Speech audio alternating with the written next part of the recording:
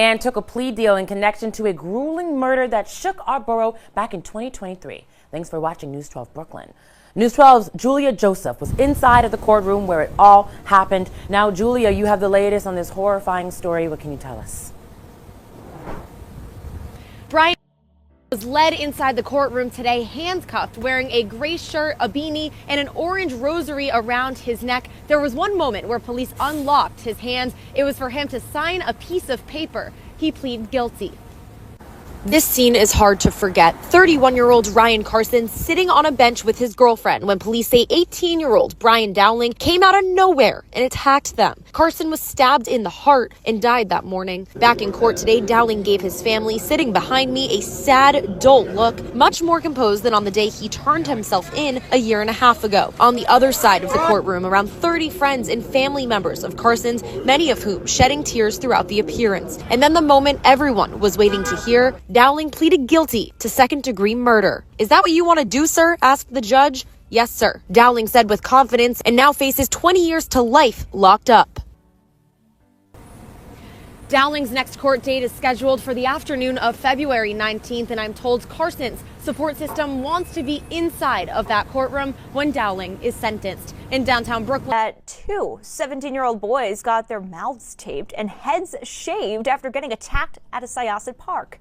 Detectives say that it happened during a meetup with three other boys at Corcus Drive Playground last night around 5:30. That's when the suspects allegedly threw the victims to the ground and punched them multiple times before taking items from their pockets and then running away. Police say that they found the three suspects and then arrested them. They're now charged with robbery, assault, and unlawful imprisonment. And thanks for joining us, everyone. We start with a man found dead in Rockland County. And first responders say this bitter cold may be to blame. Diane Caruso has the details. Person who was frozen on a park bench. Tim Egan says a Rockland paramedic responded to Spring Valley Monday morning, and a man believed to be homeless was found dead, likely due to the weather. News 12 meteorologist Addison Green says it was 30 degrees there Sunday night, and by Monday at 8 a.m. it was 16 degrees, but felt like 7. He adds that as temps drop, so does the length of time needed to develop hypothermia. What are symptoms people should look out for in this kind of cold weather? Watch your fingers, your toes, the blistering, redness, then turning pale and not feeling your fingers. And then when you're out there, if you find yourself not shivering anymore. Dr. Ramona Vanel is an emergency room doctor at Montefiore Nyack, where folks should go when they think they have hypothermia. We're here 24/7. Come. Don't hesitate if there's any concern. Egan says Rockland Paramedic Services has seen calls go down the last 7 days compared to the previous week, which he says could be because cold temps are keeping folks inside, where he suggests everyone be. Don't go outside in this kind of weather unless you have to. Diane Caruso, News 12. And there is no word yet on the exact cause of that man's death. An update tonight on Ziggy the Fox. Photos went viral after she was stranded on the ice on Barnegat Bay. Now the fox is in the hands of wildlife experts. Jim Murdoch shows us the big-hearted folks behind the scenes who helped make the rescue happen. This story is pretty amazing. The community is banded together to save this guy. A happy ending to a story that captivated social media viewers since the weekend. Photos like this one blew up online, showing the fox all alone in the middle of the bay, but Ziggy's story began nearly 2 months earlier. We had a little fox that came to my house over 50 days ago that I was trying to trap for, to get him rehabilitated with Karen Cooper in Cooper's Fox Den. Shane Coyle rallied first responders and drone pilots to follow the fox after it was seen on the ice. Finally, the improbable happened. Ziggy somehow made it to shore.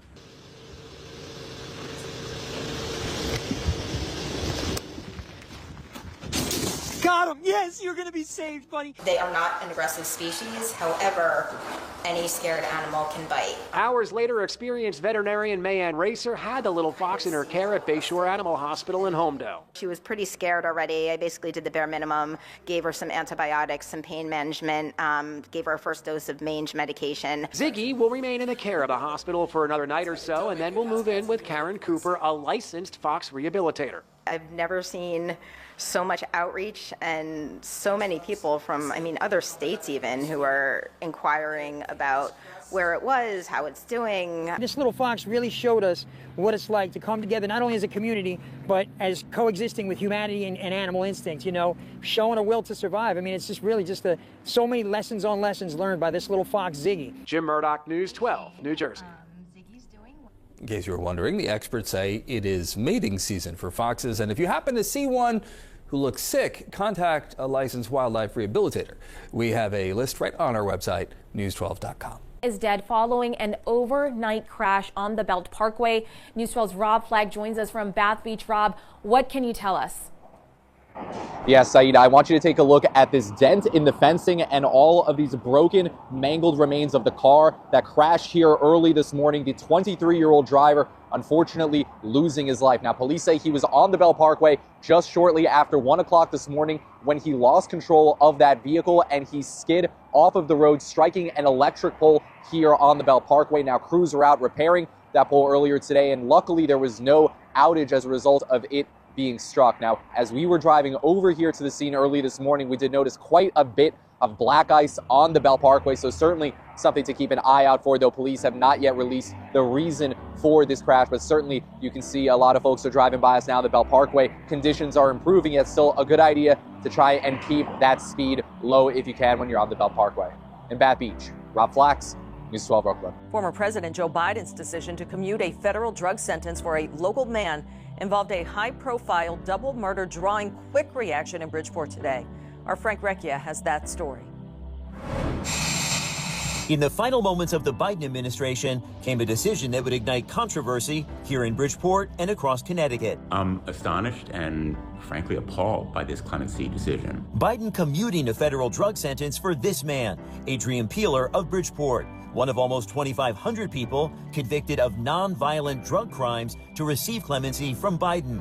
Only thing is, Peeler had also been convicted in one of the most notorious violent crimes in Connecticut history. I remember it like it was yesterday, as I'm sure a lot of people in the Bridgeport community do. It was a day Wayne Winston will never forget, when he drove past this property in the north end of Bridgeport in 1999 and saw it swarming with police. It was here where authorities say Peeler fatally shot Karen Clark and her 8-year-old son, B.J. Brown, on the orders of his brother, Russell Peeler. The little boy was brutally shot with a Glock like an animal. The child was set to be a key witness against Russell Peeler in an earlier deadly shooting. Adrian Peeler was sent to prison for 25 years, then remained behind bars on a 35-year sentence for drug dealing. With the latter sentence now commuted, he'll soon be coming home. That's like a hole in the system, something fell through the cracks, and it's unforgivable. My hope is that this astonishing, really appalling decision on clemency will help to support and fuel the movement for reform. The 8-year-old murder victim, after whom a park is named here in Bridgeport, was also the inspiration for a state witness protection program that includes special protections for children. Blumenthal calling the Peeler sentence commutation a horrifying insult to that legacy. In Bridgeport, Frank Recchia, News 12, Connecticut. Frank, thank you. A former high-ranking Bridgeport fire official found dead today after failing to show up for sentencing at Bridgeport Superior Court. Our Frank Recchia has the story.